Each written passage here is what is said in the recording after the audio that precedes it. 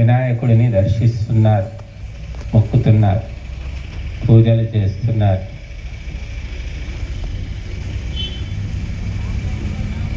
కానీ వినాయకుడి తత్వం తెలుసుకోవడం.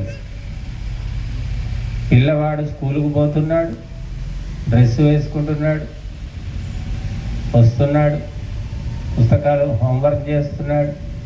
కానీ ఫెయిల్ అయిపోతే లాభం లేదు కదా, పాస్ కావడం ముఖ్యమా కదా. వినాయకుడి దగ్గరికి వస్తున్నారు, అందరూ మొక్కుతున్నారు, పోతున్నారు. వినాయకుడు ఏమిటి అనేది ఎవరికి తెలియదు. స్కూలుకు పోయినంత మాత్రాన పాస్ అవుతారని గ్యారెంటీ ఉందా? అలాగా మనము వినాయకుడి పూజ చేస్తున్నాం కానీ వినాయకుడి తత్వమే మర్చిపోయాం. అంటే మనిషి అంతా అలంకరించి పెట్టారు, కానీ మనిషిలో ప్రాణం లేదనుకోండి, ఆ మనిషిని ఏమంటారు? వేరే పేరు పెడతారు. భారతీయులు, హిందువులు వినాయకుడిని విగ్రహాలు పెద్ద ఎత్తున పెడుతున్నారు. మామూలుగా కాదు, ఇంకెక్కడ చిన్నగానే ఉంది. ఇంతకంటే 70 అడుగులు 90 అడుగులు కూడా ఉన్నాయట. 99 అడుగులు కూడా పెట్టేస్తున్నారు పెద్ద ఎత్తున. అది ఊరికే భక్తి లేకుండా ఏం పెట్టరు. మనము 10 రూపాయలు ఖర్చు పెట్టి ఏదైనా కొనాలంటేనే ఆలోచిస్తామా లేదా? గాలికి ఎవరు 10 రూపాయలు కూడా పోనివ్వరు. అది ఎన్నో లక్షలు ఖర్చు పెట్టి పెద్ద పెద్ద విగ్రహాలు పెడుతున్నారు,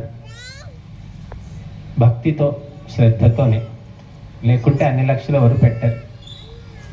కానీ ఈ వినాయకుడు మనకిచ్చే సందేశం ఏమిటి అనేది మర్చిపోయారు. అదే అసలు సమస్య. ఈరోజు పేపర్లో చూశాను, ఈనాడు పేపర్లో, మీరు కూడా చూడండి అందరూ. కార్డియాక్ స్పెషలిస్ట్ అంటే గుండె వైద్యుల నిపుణుడు. గుండె వైద్యుల నిపుణుడు, పెద్ద వయసు కూడా లేదు, 37, 38 ఏదో ఉంది. ఆయనకే గుండెపోటు వచ్చి చచ్చాడు. అది హాస్పిటల్లో. ఆయన చేసేదే గుండెకు చికిత్స, ఆయనకే గుండెపోటు వచ్చింది. అలాగా హిందువుల పరిస్థితి ఎలా ఉంది? ప్రపంచానికే జగద్గురువు భారతదేశం, ఆనాడు ఈనాడు ఏనాడు. కానీ ఆ విషయమే మర్చిపోయా. మనకే వచ్చింది గుండెపోటు. ప్రపంచాన్ని బాగు చేయండి, మనుషులందరినీ ఉద్ధరించండి అని మనకు వేదాలు చెబుతున్నాయి, మహర్షులు చెబుతున్నారు, పరమాత్మ ఉపదేశించాడు. మనమేం చేస్తున్నామంటే చదివేదే లేదు, తెలుసుకునేదే లేదు, వినేది అసలే లేదు. బాబు వినండి అయ్యా ప్లీజ్ అని బతివులు అడుక్కోవాలి. అది పరిస్థితి. ఎందుకంటే అసలు మర్చిపోయాం. పరీక్ష రాసి హాల్ టికెట్ నంబర్ వేయకుంటే ఏమవుతుంది? ఫెయిల్ అయిపోతాం. అది హిందువుల పరిస్థితి. తెలుసుకోవడం లేదు, మనం ఎవరము, మన మూలం ఏమిటి, మన చరిత్ర ఏమిటి, మన పరంపర ఏమిటి, ఎక్కడి నుంచి వచ్చాం, మన తాతలు ముత్తాతలు ఎవరు? దొంగల, దోపిడీదారుల, కుట్రదారుల, ఆక్రమణదారుల? మహర్షులు, త్యాగులు, తపస్సులు, మునులు, దేశభక్తులు, పతివ్రతలు, వీరులు, శూరులు మన పూర్వీకులు. మరి మనం ఎక్కడున్నాం? మనం ఏం చేస్తున్నాం? మన పిల్లలు ఎక్కడున్నారు? మన పిల్లల పరిస్థితి ఏమిటి ఇప్పుడు? Twinkle, twinkle, little star, how I wonder what you are. A for apple, B for bat, C for cat అని ఇది నేర్పిస్తున్నాం. ఇక్కడ ఏ పిల్లాడికైనా పద్యం వస్తుందా? శ్లోకం వస్తుందా? మంత్రం వస్తుందా? వస్తుందా చెప్పండి? ఎవరికి రావు. వచ్చినా అది స్పష్టంగా ఉండదు.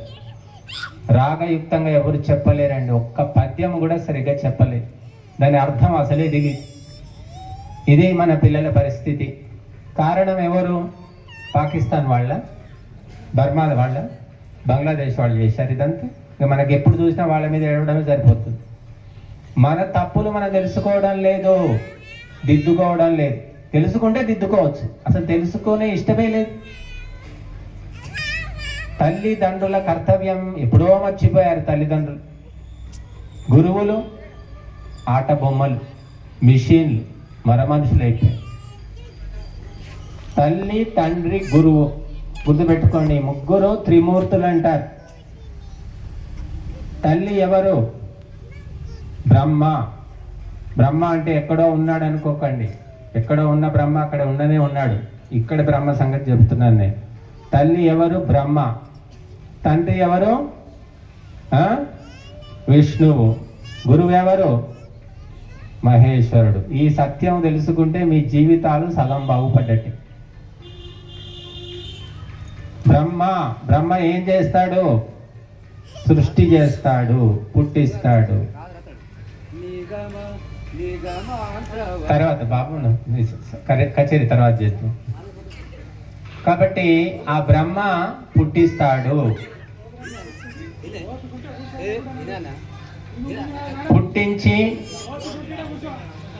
పుట్టించడం అతని పని. అందుకే వేదం ఏం చెప్తోంది మనకు? స్త్రీ బ్రహ్మ బభూవిథ అంటే స్త్రీయే బ్రహ్మ అని వేదం చెప్తుంది. మా సొంత మాటలు కాదమ్మాయి. బ్రహ్మ ఎవరు అంటే స్త్రీ, స్త్రీమూర్తి. పుట్టిస్తుంది. 9 నెలలు మోసి నానా బాధలు పడి ఒక్కొక్కసారి కనేటప్పుడు చచ్చిపోతారు కూడా చాలామంది మహిళలు. సరైన వసతి లేక, అనీమియా అంటే రక్తము సరిగ్గా లేకపోవడం వల్ల, సరైన వైద్యం లేకపోవడం వల్ల చనిపోతారు ఎంతోమంది ప్రపంచంలో. అందుకే స్త్రీ బ్రహ్మ. ఆ బ్రహ్మకు గుడి ఉందా? ఎప్పుడైనా బ్రహ్మ గుడికి వెళ్ళారా? అమ్మకు గుడి ఉందా? బాబు వాడు తిరగకు, కూర్చో. అమ్మకు గుడి ఎవరైనా కట్టగా చూసారా? అమ్మకు గుడి ఏమో, గుళ్ళో ప్రసాదం అయినా దొరుకుతుంది, ఇంట్లో అమ్మకు మాత్రం అన్నం కూడా పెట్టేవాళ్ళు లేదు. ఇది పరిస్థితి. ఇప్పుడు అడుక్కోవాలి, అన్నీ ఇచ్చి దోచిపెట్టి అడుక్కునే పరిస్థితిలో ఈనాడు ఇంటి తల్లి భారత మాత ఉంది.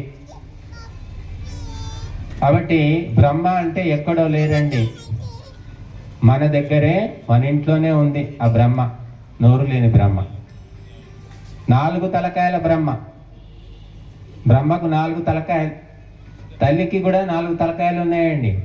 ఒకటి సంతానం, ఒకటి భర్త, ఇంకొకటి పుట్టినీళ్ళు, ఇంకొకటి మెట్టినీళ్ళు.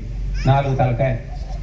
ఈ 4 తలకాయలతో ఈ నలుగురిని చూస్తూ ఉండాలి.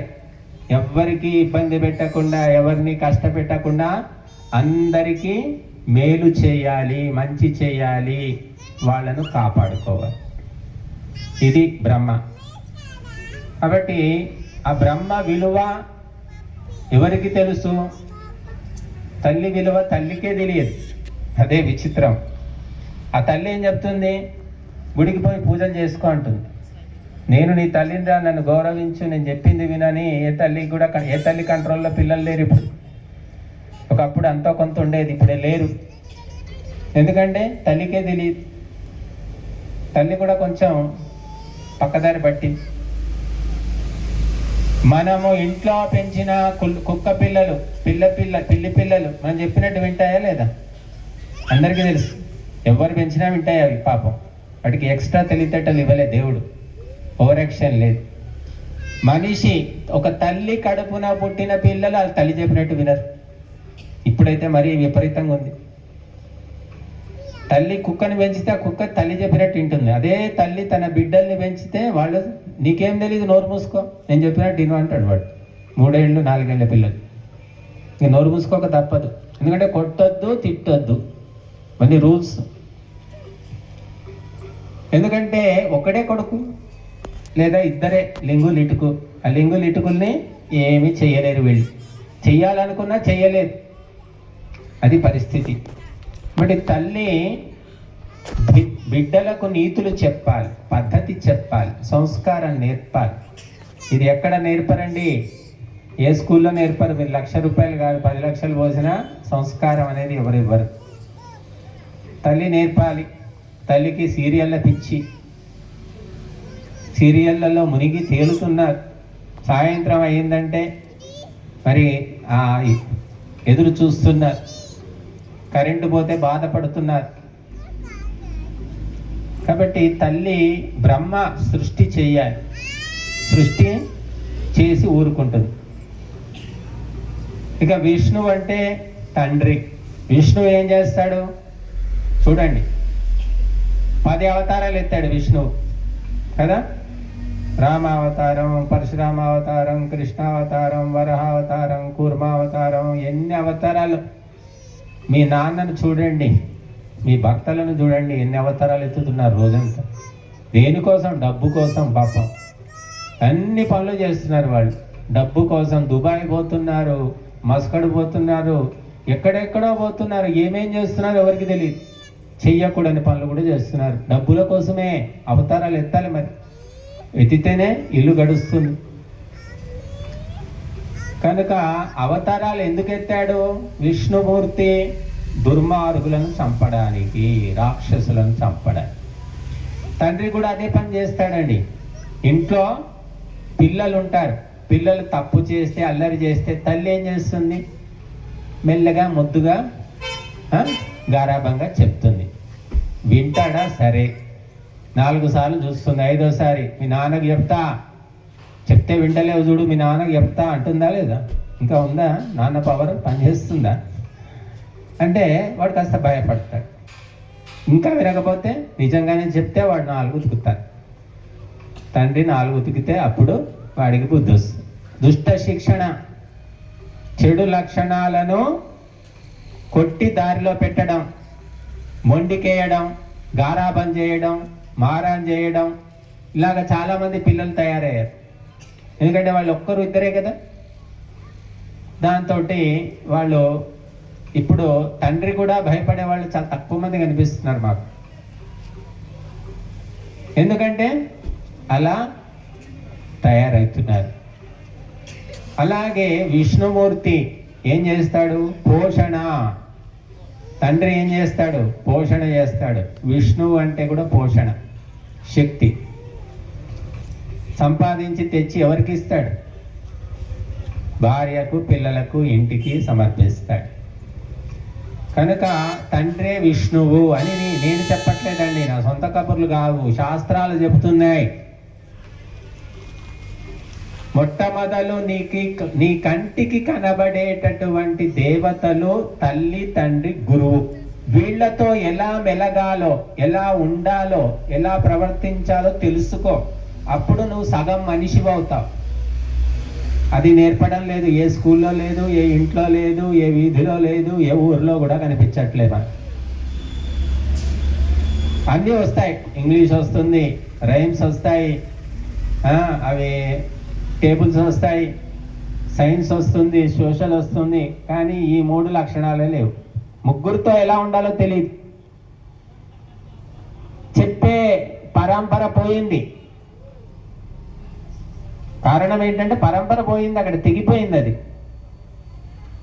అందుకే తల్లిదండ్రి ఫ్రెండ్స్, తల్లిదండ్రి ఫ్రెండ్లీ పేరెంట్స్. ఫ్రెండ్లీగా ఉండాలి వాళ్ళతో. కొట్టొద్దు, తిట్టొద్దు, మేత పెట్టాలి, వదిలేసేయాలి, ఫ్రీగా ఉంచేసేయాలి. వాళ్ళు ఏమైనా చేసుకోవాలి. ఊరికే చూస్తూ ఉండు, అబ్జర్వేషన్. ఇప్పుడున్న రూల్స్ అవి. టీచర్, గురువు పోయి టీచర్ అయ్యాడు, టీచర్ పోయి క్రీచర్ అయిపోయాడు, కీచకుడు అయ్యాడు. గురువు కూడా ఒక దేవత, మహేశ్వరుడు. మహేశ్వరుడు ఏం చేస్తున్నాడు? డబ్బులు లెక్క పెట్టుకుంటున్నారు. నెలకు 70,000 జీతం, 1,00,000 రూపాయలు. 20 ఏండ్ల సర్వీస్ ఉంటే టీచర్లకు 1,00,000 రూపాయలు జీతం. 1,00,000 రూపాయలు ఎట్లా ఖర్చు పెట్టాలి? చిట్టీలు వేసుకుందామా, రియల్ ఎస్టేట్లో పెడదామా, అప్పులు ఇచ్చుకుందామా, లేకపోతే ఇల్లు కొనుక్కుందామా, బంగారం కొందామా, ఈ పనుల్లో ఉన్నారు టీచర్లంతా. మీరేమనుకుంటారంటే మా టీచర్లు మేము 1,00,000 రూపాయలు కట్టామండి, వాళ్ళు మా పిల్లల్ని ఉద్ధరిస్తారు అని భ్రమల్లో తేలిపోతుంటారు. కనుక ఆ గురువు కూడా మరి గుడ్డి గురువులాగా అయిపోయాడు. మహేశ్వరుడు అంటే శివుడు. శివుడికి కొన్ని ప్రత్యేకతలు ఉన్నాయి. శివుని సంతానం అంటాం గణపతిని. శివుడికి ప్రత్యేకమైన స్వరూపం ఉంది. ఒకటి, మనకు 2 కళ్ళు ఉన్నాయి అందరికీ, శివుడికి 3వ కన్ను ఉంది. ఆ మూడవ కన్ను ఏమిటి? నిజంగా మూడవ కన్ను ఉందా అంటే ఆ మూడవ కన్ను జ్ఞాన నేత్రము అంటారు. జ్ఞాన నేత్రము, ఆ మూడవ కన్ను ప్రతి మనిషికి ఉంది.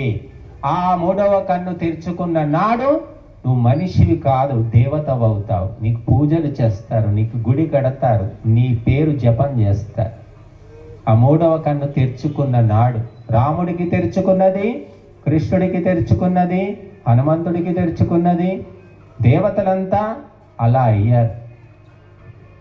తినడం, పడుకోవడం, సంపాదించుకోవడం ఇది కాదు దేవతల పని. ప్రపంచాన్ని బాగు చేయడము, పరోపకారం చేయడము, దుర్మార్గులను శిక్షించడం ఇది దేవతల పని. అందుకే వాళ్ళను మనం మొక్కుతున్నాం. ఎందుకు? వినాయకుడికి ఎందుకు మొక్కుతున్నాం? రాక్షసుని సంహరించాడు. ఎవరా రాక్షసుడు? మూషికాసురుడు. మూషికాసురుడు అంటే ఎలక. అందరికీ తెలిస్తే మూషికం అంటే ఎలక. ఎలకను చంపడానికి దేవతలు అవసరమా? ఏమంటే ఎలుకను మనం చంపలేము. రోజు 10 కాదు 100 ఎలుకలు చంపుతాం. మనం పందికొక్కను కూడా చంపుతాం, సొంత ఎలుకలు చంపుతాం, చిట్టి ఎలుకలు చంపుతాం. మన ఇంట్లో వచ్చి ఇబ్బంది పెడితే దేనైనా చంపేస్తాం. దానికి వినాయకుడు కావాలి. వినాయకుడు మూషికాసురుని చంపడమే.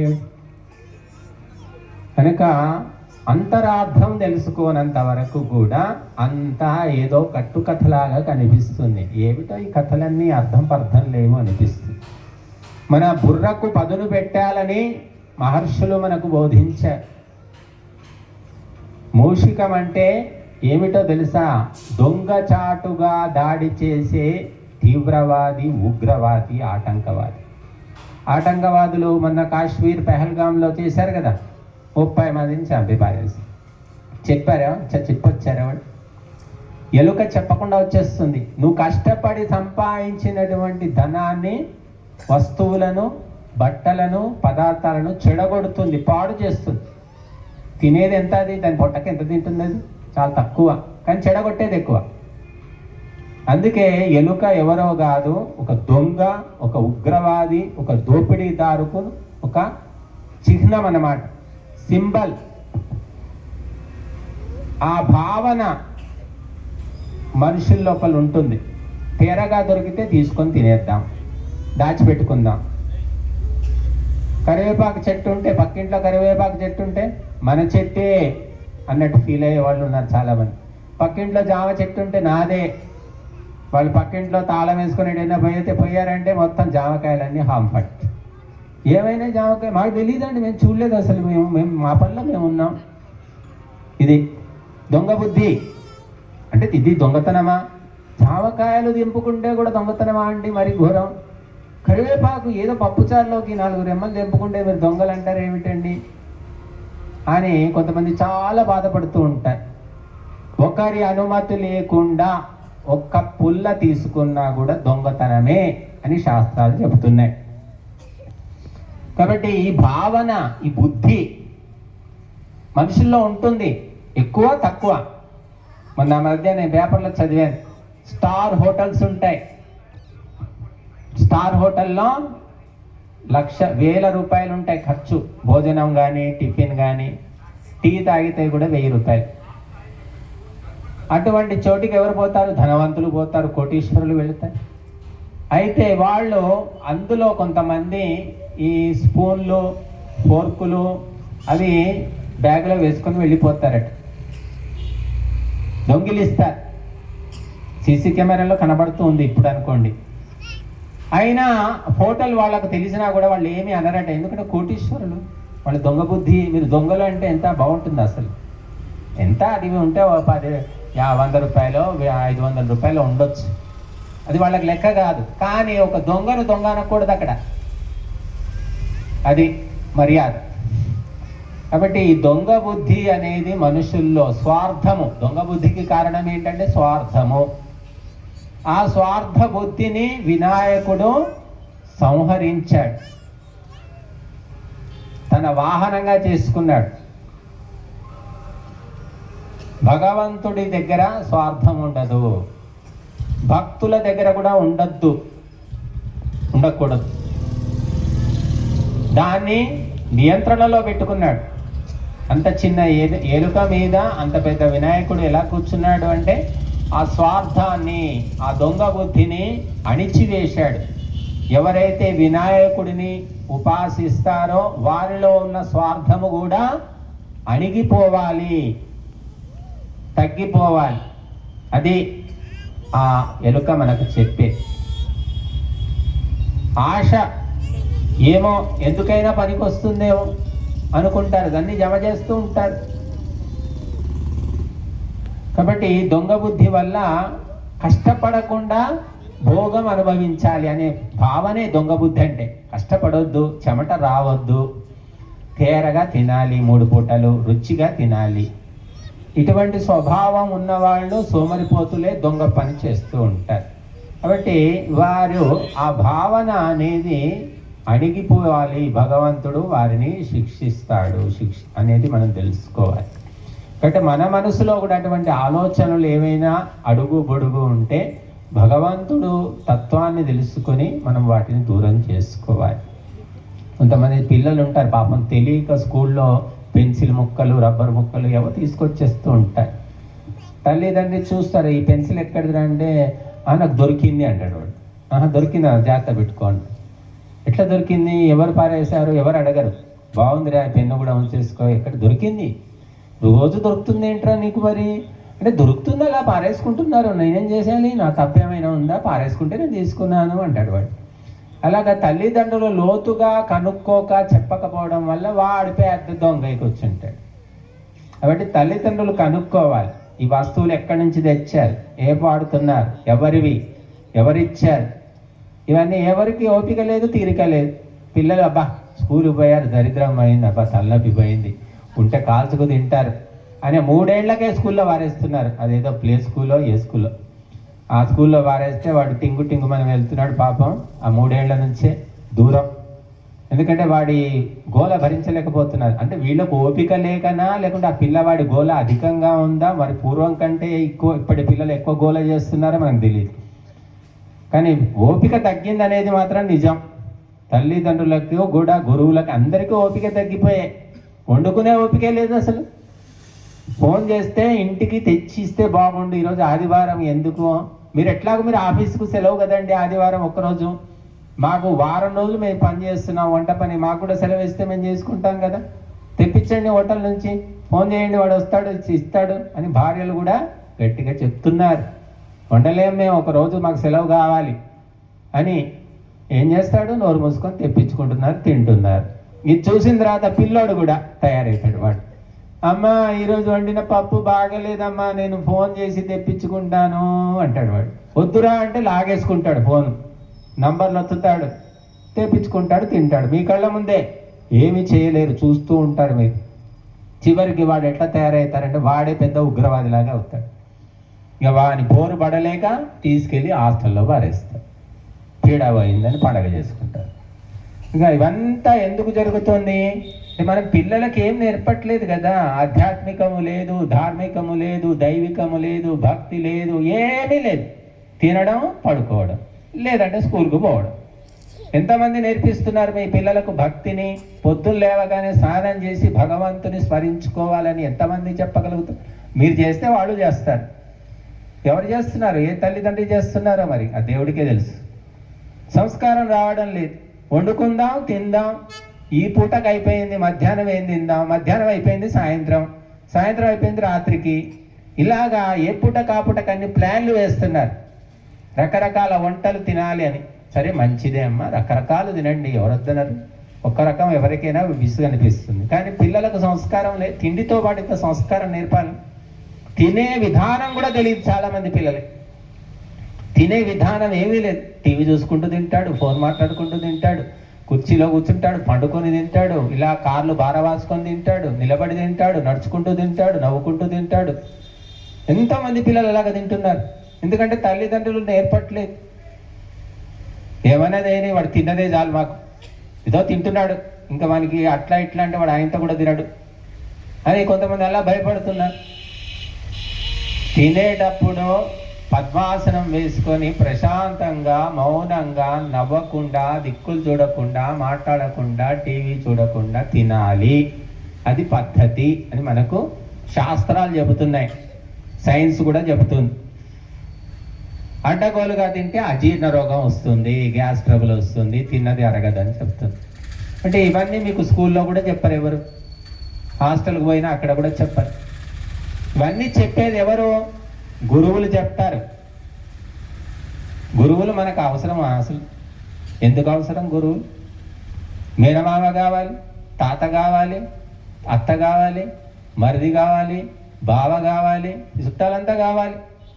వస్తుంటారు పోతుంటారు, తనివి తీరదు వాళ్ళు ఎన్ని వచ్చినా ఎన్నిసార్లు పోయినా. గురువులు మాత్రం ఇంటికి రావద్దు.